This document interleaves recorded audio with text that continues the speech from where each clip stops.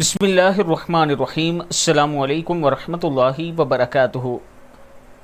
اس درود پاک کو روزانہ ایک مرتبہ ضرور گھر میں پڑھیں۔ اگر آپ اس درود پاک کو روزانہ ایک مرتبہ گھر میں پڑھتے ہیں تو آپ کے گھر میں خوشحالی آئے گی، سکون آئے گا، آپ کے رشتوں میں جو مسائل ہیں وہ حل ہوں گے اور اللہ تعالیٰ آپ پر خاص کرم فرمائے گا۔ اگر 111 مرتبہ پڑھ کے پانی پر دم کر کے پئیں تو اس کا اور زیادہ فائدہ ہے۔